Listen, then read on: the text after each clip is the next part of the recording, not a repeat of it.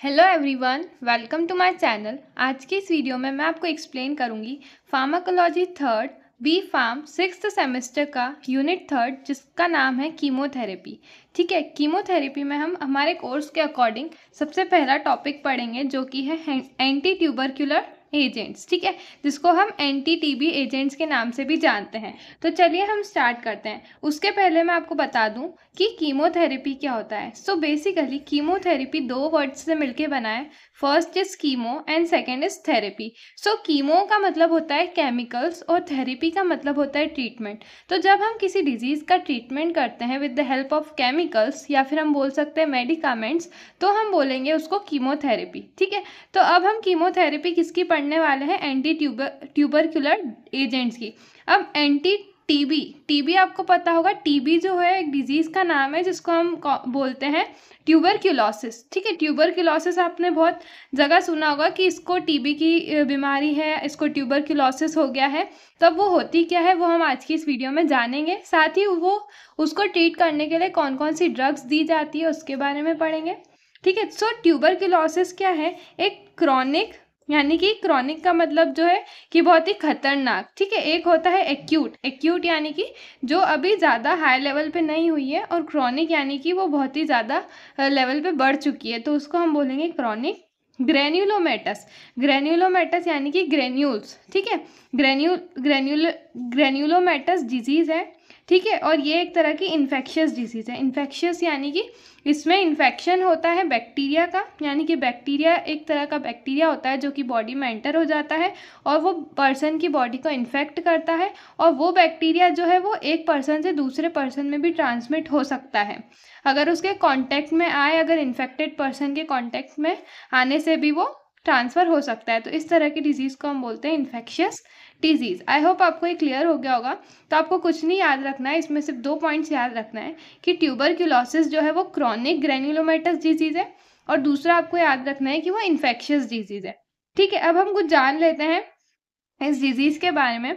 In developing countries it is a major health problem, यानी कि जो डेवलपिंग कंट्रीज़ है जैसे कि इंडिया, तो इसमें बहुत ही ज़्यादा मेजर हेल्थ प्रॉब्लम होती है जब टीबी हो जाता है किसी भी पर्सन को। ठीक है, about 1/3 of the world's population is infected with mycobacterium tuberculosis. अब माइकोबैक्टीरियम ट्यूबरक्यूलोसिस क्या है? ये एक तरह का बैक्टीरिया है, ठीक है, जिसका नाम है माइकोबैक्टीरियम ट्यूबरक्यूलोसिस, जो कि रिस्पॉन्सिबल होता है ट्यूबरक्यूलोसिस के लिए। ठीक है, यानी कि ये बैक्टीरिया अगर बॉडी में आ जाए तो हमको क्या होता है? ट्यूबरक्यूलोसिस होता है। ठीक है, अब ये क्या है? 1/3 ऑफ द वर्ल्ड्स पॉपुलेशन, यानी कि टोटल 1/3 अगर हम बात करें तो वो जो है वो ट्यूबरक्यूलोसिस से इन्फेक्टेड है। ठीक है, पॉपुलेशन 1/3 पॉपुलेशन जो है ट्यूबरक्यूलोसिस से सफ़र कर रही है। ठीक है, और वो किसके वजह से होता है ट्यूबरक्यूलोसिस? एक बैक्टीरिया जिसका नाम है माइकोबैक्टीरियम ट्यूबरक्यूलोसिस। अब यहाँ पे इसके बैक्टीरिया के नाम में ही ट्यूबरक्यूलोसिस है, तो आपको इससे याद हो जाएगा कि ये ट्यूबरक्यूलोसिस के लिए रिस्पॉन्सिबल बैक्टीरिया है। In India, more than 2 or equal to 2 million people develop active disease every year and 500,000 die। यानी कि जो इंडिया है उसमें मोर देन 2 मिलियन पीपल जो है वो एक्टिव डिजीज़ से सफ़र कर रहे हैं, यानी कि उनको ये डिज़ीज़ हो गई है, मतलब हर साल होती है। और उनमें से जो 2 मिलियन पीपल है उनमें से आधे लोग जो है वो मर जाते हैं, यानी कि ट्यूबरक्यूलोसिस हो जाता है उनको, तो फिर उनकी डेथ हो जाती है। ठीक है, क्योंकि उनका प्रॉपर ट्रीटमेंट नहीं हो पाता और ये जो बैक्टीरिया है वो ज़्यादा लेवल पे बढ़ जाता है बॉडी में। इस वजह से वो जो 0.5% है, 50% पीपल जो है वो डाई हो जाते हैं। ठीक है, now anti tubercular drugs used in chemotherapy of tuberculosis. देखो, अब ये ट्यूबरक्यूलोसिस को ट्रीट करने के लिए जो ड्रग्स दी जाती है उनको बोला जाता है एंटी ट्यूबरक्यूलर ड्रग्स। ठीक है, तो ये जो ड्रग्स है वो कीमोथेरेपी यानी कि केमिकल ट्रीटमेंट में दिए जाते हैं ट्यूबरक्यूलोसिस के लिए। ठीक है, जो कि किसके द्वारा कॉज होती है? By bacteria Mycobacterium tuberculosis. I hope आपको ये बैक्टीरिया का नाम तो अच्छे से क्लियर हो ही गया होगा। ठीक है, अब आप ये वीडियो को देख रहे हैं तो साथ ही साथ आपको इसको याद भी करते जाना है। ठीक है, तो अभी तक हमने क्या क्या पॉइंट्स पढ़ लिए कि एक ट्यूबरक्यूलोसिस जो है वो क्रोनिक ग्रेन्युलोमेटस डिजीज़ है, दूसरा ये इन्फेक्शियस डिजीज़ है। ठीक है, और जो डेवलपिंग कंट्रीज़ है उसमें ये मेजर हेल्थ प्रॉब्लम है। ठीक है, 1/3 जो वर्ल्ड की पॉपुलेशन है वो इस बैक्टीरिया के द्वारा इन्फेक्टेड है और फिर उनको क्या हो गया, ट्यूबरक्लोसिस हो गया। ठीक है, अब जो मोर देन 2 मिलियन पीपल जो है उनको ये डिजीज़ हुई और हर साल होती है मतलब, और उसमें से 500,000 जो पीपल है वो हर साल मर जाते हैं। ठीक है, अब एंटी ट्यूबरक्युलर ड्रग्स जो है वो दी जाती है कीमोथेरेपी ऑफ ट्यूबरक्लोसिस में, जो कि एक डिजीज़ है जो कौन कॉज करता है, माइकोबैक्टीरियम ट्यूबरक्लोसिस कॉज करता है। ठीक है, many drugs were develop to treat tuberculosis, बहुत सारी ड्रग्स को डेवलप किया गया जो कि ट्यूबरक्लोसिस को ट्रीट करती है। They are often use in combination, अब ये जो ड्रग्स है वो जनरली कॉम्बिनेशन में दी जाती हैं, यानी कि सिंगल ड्रग नहीं दी जाती है कभी भी। क्यों? क्योंकि जो बैक्टीरिया है माइकोबैक्टीरियम वो रेजिस्टेंस डेवलप कर लेता है वो पर्टिकुलर ड्रग के अगेंस्ट, तो फिर वो उसको इस बैक्टीरिया को मारना मुश्किल हो जाता है क्योंकि वो रेजिस्टेंट हो जाता है। ठीक है, इसीलिए ये जो ड्रग्स है कॉम्बिनेशन में दी जाती है, यानी कि एक से ज़्यादा ड्रग्स दी जाती है। ठीक है, 2 तरह की ड्रग दी जाती है या फिर 3 तरह की, इस तरह से। ठीक है, now combination therapy is also use in treatment of leprosy. अब ये जो कॉम्बिनेशन कीमोथेरेपी, कॉम्बिनेशन कीमोथेरेपी यानी कि जब हम ड्रग्स को सिंगल ड्रग नहीं ना देते हुए एक से ज़्यादा ड्रग देते हैं तो उसको कॉम्बिनेशन कीमोथेरेपी कहा जाता है। ठीक है, तो वो हम यूज़ करते हैं लेप्रोसी को ट्रीट करने के लिए। अब लेप्रोसी भी एक तरह की डिजीज़ कंडीशन है, इसके ऊपर भी मैं एक वीडियो बनाऊंगी, आप वो ज़रूर जाके देखिएगा। ठीक है, अभी इसके बारे में हम डिस्कस नहीं करेंगे, बस इसमें ये जान लो कि लेप्रोसी भी एक तरह की डिजीज़ कंडीशन होती है जो कि सेम बैक्टीरिया यानी कि सेम जीनस जो है ना माइकोबैक्टीरियम उसकी वजह से प्रोड्यूस होती है, जिसका नाम है माइकोबैक्टीरियम लेप्रे। ठीक है, अब ये लेप्रे जो है उसी से ये वर्ड आया है लेप्रोसी। ठीक है, तो ये माइकोबैक्टीरियम लेप्रे एक तरह का बैक्टीरिया है जो कि लेप्रोसी को कॉज करता है। ठीक है, आई होप ये सारे पॉइंट्स आपको क्लियर हो गए होंगे। अब जो टीबी है, ठीक है, वो कौन कौन से बॉडी पार्ट्स को अफेक्ट करता है, यानी कि ट्यूबरक्लोसिस किस किस बॉडी पार्ट में होता है। सो बेसिकली सबसे ज़्यादा जो है लंग अफेक्ट होते हैं ट्यूबरक्लोसिस में, but can also affect other parts such as brain and kidney. ठीक है, तो मेजर जो है वो लंग्स ही अफेक्ट होते हैं इसमें, और जो जब सीवियर कंडीशन हो जाती है जब ब्रेन और किडनीज भी इसमें अफेक्ट हो सकती है। ठीक है, नाउ अब जो टीबी है यानी कि ट्यूबरक्लोसिस जो है वो 2 टाइप का होता है, एक होता है लेटेंट टीबी और एक होता है एक्टिव टीबी। अब लेटेंट टीबी क्या होता है, जो ऐसी कंडीशन जब हमको सिम्टम्स ना देखने को मिले, यानी कि कोई सिम्टम्स दिखाई नहीं दे रहे हैं उस पर्सन में, बट वो इन्फेक्टेड है माइकोबैक्टीरियम ट्यूबरक्लोसिस के द्वारा। ठीक है, तो इस तरह की कंडीशन जब होती है इसको हम बोलते हैं लेटेंट टीबी। और जब इसके जो सिम्टम्स दिखने लगते हैं, अब कौन कौन से सिम्टम्स, क्लासिक सिम्टम्स जब दिखने लगे तो उसको हम बोलते हैं एक्टिव टीबी। ठीक है, यानी कि सिम्टम्स नहीं दिख रहे हैं जब हम बोलेंगे लेटेंट टीबी, और जब सिम्टम्स दिख रहे हैं, अब किस तरह के सिम्टम्स देखे जाते हैं एक्टिव ट्यूबरक्लोसिस में, तो इसमें क्या होता है, क्रॉनिक कफ विथ ब्लड, यानी कि वो कफ जो जम जाता है हमारे रेस्पिरेटरी ट्रैक्ट में वो बहुत ही क्रॉनिक हो जाता है, यानी कि ज़्यादा बड़े लेवल पे कफ, मतलब ज़्यादा मात्रा में कफ प्रोड्यूस होता है। ठीक है, और वो कफ जो है वो ब्लड के साथ बाहर आता है। ठीक है, कंटेनिंग म्यूकस, और उसके साथ साथ म्यूकस भी बाहर आता है। ठीक है, फीवर देखा जाता है इसमें, नाइट स्वेट्स यानी कि रात के समय पे बहुत ज़्यादा पसीना आना, एंड वेट लॉस। ठीक है, ये WEIGHT वाला वेट है, को शॉर्ट में WT लिखा है, यानी कि इसमें वज़न भी घटता जाता है पर्सन का। ठीक है, तो ये हमारी बात हो गई ट्यूबरक्लोसिस की, और एंटी टीबी ड्रग्स क्या होती हैं, और हमने पढ़ लिया कि ट्यूबरक्लोसिस 2 टाइप का होता है, एक होता है लेटेंट टीबी, एक होता है एक्टिव टीबी। लेटेंट टीबी में क्या होता है कि वो जब सिम्टम्स नहीं दिखते हैं किसी भी पर्सन में तो उसको हम बोलेंगे लेटेंट टीबी, और जब क्रॉनिक सिम्टम्स देखने को मिलते हैं जब हम बोलेंगे उसको एक्टिव टीबी। ठीक है, अब हम पढ़ते हैं इसका classification. So classification of anti tubercular drugs. So according to the pharmacological action the anti TB यानी कि anti tubercular drugs can be divided into 2 types. First is first line drug and second is second line drugs. ठीक है, अब first line drugs में कौन कौन सी drug आती है। ठीक है, आइसोनियाजाइड जो कि एक बहुत इंपॉर्टेंट ड्रग है और मेडकेम में इसका सिंथेसिस भी पूछा जाता है। मेडकेम के के लिए भी आप इस वीडियो को देख सकते हैं। मेडकेम में ये जो है यूनिट 3 में दे रखा है ये एंटी ट्यूबरक्युलर ड्रग, और ये क्या फार्माकोलॉजी में भी ये यूनिट 3 में का ही पार्ट है, ठीक है। यानी कि आप कॉमनली फार्माकोलॉजी के लिए भी ये वीडियो देख सकते हैं और मेडकेम के लिए भी देख सकते हैं। मेडकेम के लिए आपको बस सिंथेसिस वगैरह देखना पड़ेगा, जिसके लिए मैं एक सेपरेट वीडियो आपको बना के दे दूंगी, ठीक है। Now first is isoniazid, second is rifampin, ठीक है। Next is ethambutol, next is streptomycin and pyrazinamide, ठीक है।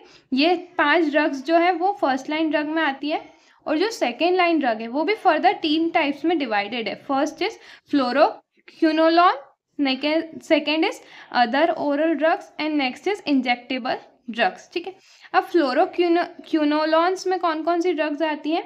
Ofloxacin, levofloxacin, moxifloxacin and ciprofloxacin, यानी जितनी भी फ्लॉक्सासिन वाली ड्रग्स है ना, ये आपको याद कर लेनी है फ्लोरोक्विनोलॉन्स के लिए, ठीक है।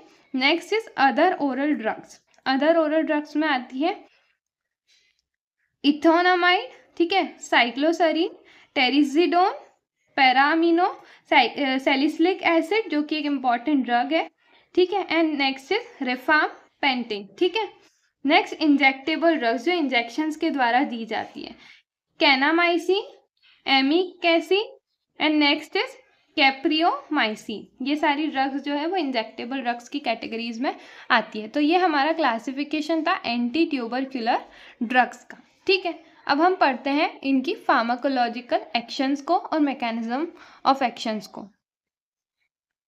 अब according to their clinical utility के अकॉर्डिंग ये हमने पढ़ा कि जो एंटी ट्यूबरक्युलर ड्रग है वो 2 टाइप में डिवाइडेड है, फर्स्ट लाइन और सेकेंड लाइन। अब फर्स्ट लाइन ड्रग क्या होती है? वो ऐसी ड्रग्स होती है जो कि हाई एफिकेसी शो करती है, यानी कि एंटी ट्यूबरक्युलर एफिकेसी, यानी कि टीबी को सही करने की क्षमता वो बहुत ज़्यादा रखती हैं, उनकी बहुत ज़्यादा हाई एफिकेसी होती है, और वो लो टॉक्सिसिटी, यानी कि वो टॉक्सिक इफेक्ट भी प्रोड्यूस नहीं करती है, फर्स्ट लाइन ड्रग्स।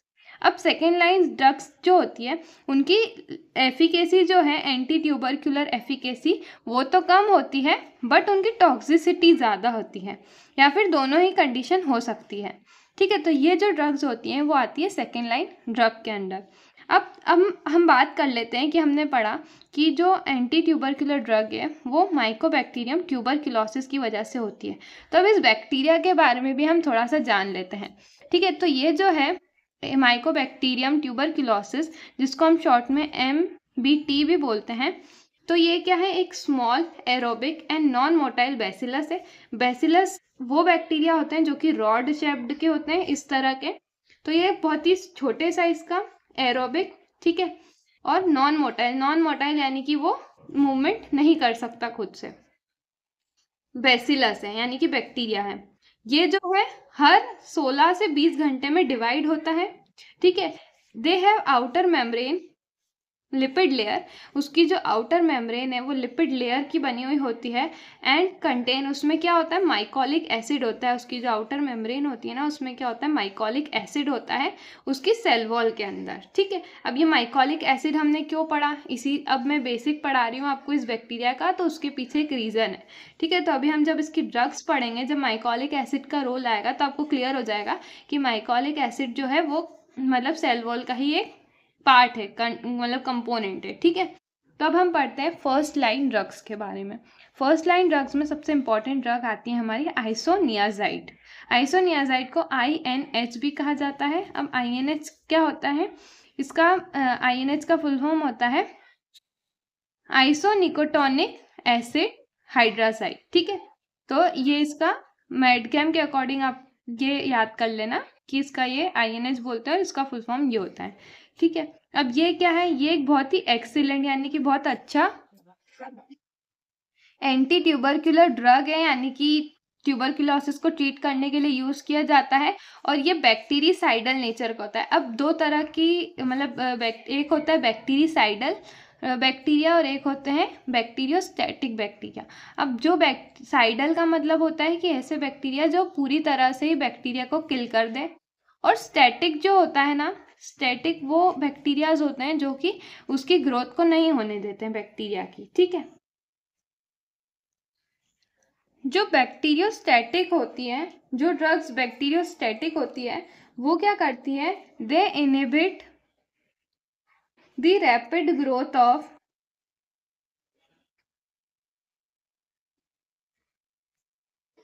बैक्टीरिया, ठीक है। ये जो ड्रग्स होती है वो क्या करती है कि जैसे कि ये बैक्टीरिया है, इसको फेवरेबल कंडीशन मिली तो ये वो इस तरह से डिवाइड होते जाता है रैपिडली। तो ऐसी ड्रग्स जो इसकी जो मतलब की ग्रोथ है उसको इनहिबिट करे, यानी कि फर्दर आगे वो डिवाइड होने ना दे, उस तरह के जो ड्रग्स होते हैं वो होते हैं बैक्टीरियोस्टैटिक। और बैक्टीरिसाइडल जो ड्रग्स होती हैं वो क्या करती हैं, दे किल बैक्टीरिया। अब वो किस तरह से भी किल करे, बस वो क्या करे, पूरी तरह से बैक्टीरिया को किल कर रहे हैं, ठीक है, यानी कि वो बैक्टीरिया को ही पूरा मार देते हैं। तो इस तरह की ड्रग को बोलते हैं बैक्टीरिसाइडल। तो ये जो है आइसोनियाजाइड, ये क्या करता है, बैक्टीरिया को किल कर देता है। कौन से बैक्टीरिया को किल करेगा, ये माइकोबैक्टीरियम ट्यूबरक्यूलोसिस, क्योंकि यही रिस्पॉन्सिबल होता है ट्यूबरक्यूलोसिस डिजीज के लिए, ठीक है। तो ये बैक्टीरिसाइडल होता है। अब इसका मैकेनिज्म ऑफ एक्शन क्या होता है ये देखो। मैकेनिज्म ऑफ एक्शन जो है आइसोनियाजाइड का, वो क्या होता है, ये जो माइकोलिक एसिड की सिंथेसिस है, माइकोलिक एसिड जो कि सेल वॉल का हिस्सा है। अब देखो जो ये बैक्टीरिया है, ये मान लो कि ये बैक्टीरिया है, रॉड शेप्ड बैक्टीरिया, ये इस तरह के इसमें पिलाए होते हैं और ये इसका वो होता है फ्लैजिला, ठीक है। तो ये बैक्टीरिया के अंदर बहुत सारा ये न्यूक्लियोइड वगैरह सब चीज़ प्रेजेंट है, अदर कंपोनेंट्स प्लस साइटोप्लाज्म। ये है इसकी क्या बोलते हैं इसको, सेल मेम्ब्रेन, और ये है इसके बाहर वाली सेल वॉल, ओके। तो जो सेल वॉल है ये इसको क्या प्रोवाइड करती है, रिजिडिटी प्रोवाइड करती है। कौन प्रोवाइड करती है, सेल वॉल, और अंदर वाली होती है सेल मेम्ब्रेन, ओके। सो जो सेल वॉल है, सेल वॉल का जो एक कंपोनेंट है माइकोलिक एसिड, ठीक है। माइकोलिक एसिड ही अगर सिंथेसिस नहीं होगा तो सेल वॉल सिंथेसिस नहीं होगी, और सेल वॉल सिंथेसिस नहीं होगी तो सेल वॉल का एक हिस्सा ही मतलब नहीं बन रहा है, तो ये सेल वॉल क्या हो जाएगी, पूरी तरह से डैमेज हो जाएगी, ठीक है। और अगर सेल वॉल डैमेज हो गई तो इसका जितना भी लिक्विड कंटेंट, यानी कि जो भी अंदर का जितने भी पार्ट्स है, डीएनए, न्यूक्लियोइड वगैरह और अदर जो सेल ऑर्गेनेल्स है, वो सब बाहर आ जाएंगे, और अल्टीमेटली जो है वो बैक्टीरिया की डेथ हो जाएगी। इस तरह से हमने बैक्टीरिया को क्या कर दिया, मार दिया। क्योंकि हमने यूज़ किया आइसोनियाजाइड, ठीक है। आइसोनियाजाइड एक्ट करता है माइकोलिक एसिड के सिंथेसिस पे, यानी कि माइकोलिक एसिड का सिंथेसिस नहीं होने देता है। जब माइकोलिक एसिड का सिंथेसिस नहीं होगा तो जो है सेल, यानी कि बैक्टीरियल सेल की डेथ हो जाएगी, क्योंकि ये सेल वॉल जो बनाता है माइकोलिक एसिड वो एक इम्पॉर्टेंट कंपोनेंट होता है बैक्टीरिया का। आई होप आपको इसका मैकेनिज्म ऑफ एक्शन क्लियर हुआ होगा, ठीक है। अब आगे हम पढ़ते हैं mycolic acid which is a unique fatty acid component of mycobacterial cell wall. देखो मैंने वही जो बताया, ये एक यूनिक फैटी एसिड कंपोनेंट है माइकोबैक्टीरियल सेल वॉल का। माइकोलिक एसिड की बात कर रही हूँ मैं, ठीक है। Next, the lipid content of mycobacteria exposed to INS, यानी कि आइसोनियाजाइड, ठीक है। ये INS जब भी आए ना तो आपको याद रखना है आइसोनियाजाइड की बात हो रही है, ठीक है। तो ये जो लिपिड कंटेंट होता है ना माइकोबैक्टीरियम का, वो आइसोनियाजाइड से क्या हो जाता है, एक्सपोज हो जाता है टू आइसोनियाजाइड इज रिड्यूस्ड, ठीक है। तो वो लिपिड कंटेंट जो है वो रिड्यूस हो जाता है आइसोनियाजाइड से। तो लिपिड कंटेंट जब रिड्यूस हो जाएगा तो माइकोलिक एसिड नहीं बनेगा, माइकोलिक एसिड नहीं बनेगा तो सेल वॉल भी पूरी तरह से डैमेज हो जाएगी, ठीक है। The INS enters the sensitive mycobacterium which consists a catalase peroxidase enzyme to reactive metabolites, ठीक है। देखो इस पूरे मैकेनिज्म को मैं आपको एक फ्लो चार्ट की मदद से एक्सप्लेन करती हूँ। देखो सबसे पहले जब हमारी बॉडी में आया आइसोनियाजाइड ड्रग एंटर हुई, ठीक है, इसका अब्जॉर्प्शन हुआ, ठीक है। देन इसके बाद जो है मतलब कि वो जो कैटलेज एंजाइम होता है ना, कैटलेज पर ऑक्सीडेज एंजाइम, उसकी प्रेजेंस में ये जो था ना, पहले आइसोनियाजाइड क्या होता है, एक प्रोड्रग होता है, ठीक है, यानी कि ये जब बॉडी के बाहर है तो वो इनएक्टिव फॉर्म में होगा, यानी कि जब वो कोई भी एक्टिविटी शो नहीं करेगा। बट जब इसको इन विट्रो कंडीशन, यानी कि जब बॉडी के अंदर आ जाता है ये ड्रग, तो ये एक्टिव फॉर्म में कन्वर्ट हो जाता है। तो वो एक्टिव फॉर्म में किस तरह से कन्वर्ट हो जाता है? इन द फॉर्म ऑफ, मतलब in the presence of catalase जी, मतलब कि ये कैट जी का मतलब क्या होता है? कैटलेज परऑक्सीडेज एंजाइम होता है, उसकी प्रेजेंस में ये इनएक्टिव ड्रग कन्वर्ट हो जाता है एक्टिव ड्रग में, जिसको बोलते हैं हम ये आइसो निकोटिनिक असाइल फॉर्म में कन्वर्ट हो जाता है, जो कि एक एक्टिव फॉर्म होता है। फिर ये क्या करता है? ये कपल, यानी कि ये NADH जो है, जो ये एनर्जी सोर्स होता है हमारी बॉडी में, उसके साथ बाइंड होता है। ठीक है, फिर ये क्या बना लेता है? निकोटोनाइड NAD अडक्ट बना लेता है, यानी कि एडिशन प्रोडक्ट बना लेता है। फिर क्या होता है? फिर ये बाइंड करता है, ये जो बनाना अडक्ट ये बाइंड करता है इनॉइल असाइल कैरियर प्रोटीन रिडक्टेज के साथ। ठीक है, अब ये जब इसके साथ बाइंड करेगा तो फैटी एसिड की सिंथेसिस नहीं होगी। फैटी एसिड यानी कि हम बात कर रहे हैं माइकोलिक एसिड। जब फैटी एसिड नहीं बनेगा तो माइकोलिक एसिड भी नहीं बनेगा। क्यों? क्योंकि हमने पढ़ा था कि माइकोलिक एसिड जो है वो जो लिपिड कंटेंट जो होता है वो होता है। ठीक है, तो माइकोलिक एसिड भी नहीं बनेगा। माइकोलिक एसिड नहीं बनेगा तो सेल वॉल की सिंथेसिस नहीं होगी। सेल वॉल की सिंथेसिस नहीं होगी तो अल्टीमेटली बैक्टीरिया की डेथ हो जाएगी। ठीक है, तो ये हमारा मैकेनिज्म ऑफ एक्शन था हमारे आइसोनियाजाइड का। ठीक है, आई होप आपको ये मैकेनिज्म ऑफ एक्शन क्लियर हो गया होगा। नाउ नेक्स्ट अब हम पढ़ते हैं आइसोनियाजाइड की फार्माकोकाइनेटिक्स। फार्माकोकाइनेटिक्स यानी कि जब ड्रग हमारी बॉडी में गई तो what the body does to the drug. ठीक है, नाउ ये जो ड्रग जाएगी वो कम्प्लीटली ओरली अब्जॉर्ब हो जाती है, पेनिट्रेट कर जाती है बॉडी टिश्यूज में, प्लेसेंटा, मेनिंजेस में। ठीक है, एक्सटेंसिवली ये जो है लिवर में जाके मेटाबोलाइज हो जाती है आइसोनियाजाइड और यूरिन के थ्रू एक्सक्रीटेड हो जाती है। तो ये हमारी थी फार्माकोकाइनेटिक ऑफ आइसोनियाजाइड। अब इसके कुछ एडवर्स इफेक्ट भी देखे जाते हैं। ठीक है, वो क्या होते हैं?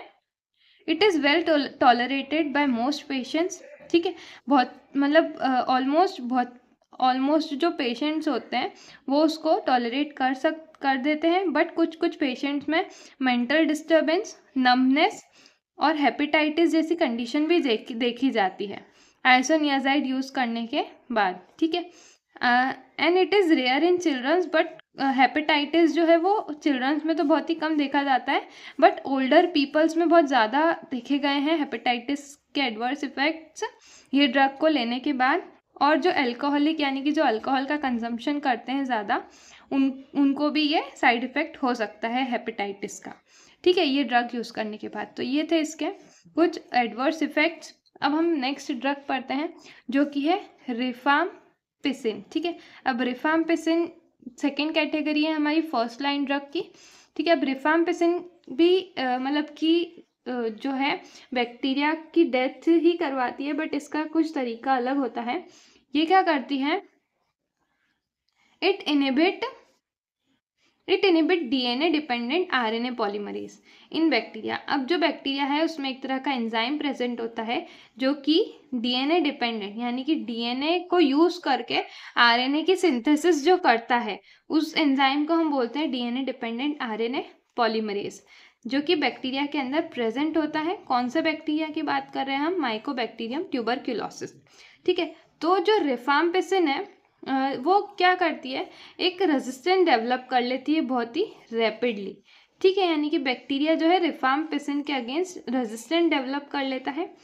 तो ये क्या करता है rifampicin? It interrupt RNA synthesis by binding to beta subunit. ठीक है, यानी कि ये क्या करता है? RNA की सिंथेसिस को नहीं होने देता है रिफाम्पिसिन। बैक्टीरिया के अंदर भी RNA DNA सिंथेसिस होती है। तो जब RNA की सिंथेसिस नहीं होगी तो ये RNA की सिंथेसिस कैसे रोकता है? ये बीटा सब यूनिट जो होती है ना RNA की, दो सब यूनिट होती है, एक होती है अल्फा सब यूनिट और एक होती है बीटा सब यूनिट। तो बीटा सब यूनिट पे जाकर के बाइंड करता है माइकोबैक्टीरियल DNA के। ठीक है, DNA डिपेंडेंट RNA पॉलीमरेज। ठीक है, तो क्या होता है? ब्लॉकिंग इट्स पॉलीमराइजेशन फंक्शन, यानी कि उसका जो पॉलीमराइजेशन फंक्शन होता है वो रुक जाता है।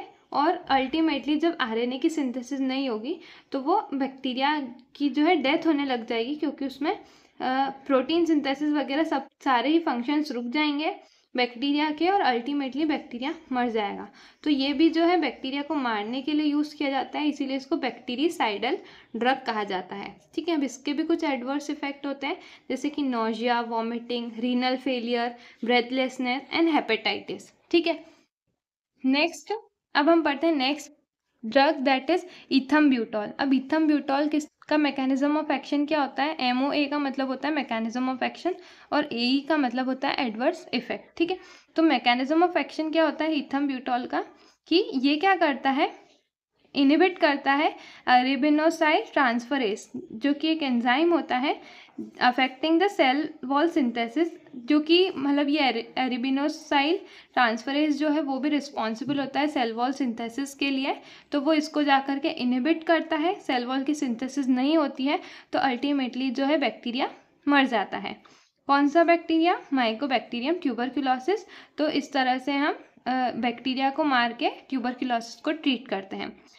ठीक है, और मतलब कि मरता तो नहीं है बैक्टीरिया, बट इस मतलब कि मैंने थोड़ा गलत बोल दिया, ये बैक्टीरिया ट्यूबरक्यूलोस्टैटिक होता है, यानी कि बैक्टीरिया एकदम से तो नहीं मरता, बट इसकी ग्रोथ ज़रूर कम हो जाती है। ठीक है, तो ग्रोथ कैसे कम होती है? क्योंकि इसने सेल वॉल की सिंथेसिस को इनहिबिट कर दिया, इस वजह से। ठीक है, नेक्स्ट एडवर्स इफेक्ट क्या होते हैं हमारे इथम्ब्यूटॉल के? Loss of visual activities and hyperuricemia. ठीक है, ये दो होते हैं इसके adverse effect. Next category of drug is streptomycin. Streptomycin आपने पढ़ा होगा, एंटीबायोटिक ड्रग होती है, जो कि हम एंटी ट्यूबरक्यूलर ड्रग के तौर पे भी यूज़ करते हैं। अब स्ट्रेप्टोमाइसिन क्या होती है? ट्यूबरक्यूलोसाइडल, वही यहाँ पे ट्यूबरक्यूलो क्यों लिखा है? क्योंकि यहाँ पे ट्यूबरक्यूलोसिस बैक्टीरिया की बात हो रही है, इसलिए यहाँ पे ट्यूबरक्यूलो लिखा है, और साइडल यानी कि मारना, वही मतलब बैक्टीरिसाइडल ही बोल सकते हैं हम इसको, बैक्टीरिया का नाम लिख दिया यहाँ पे।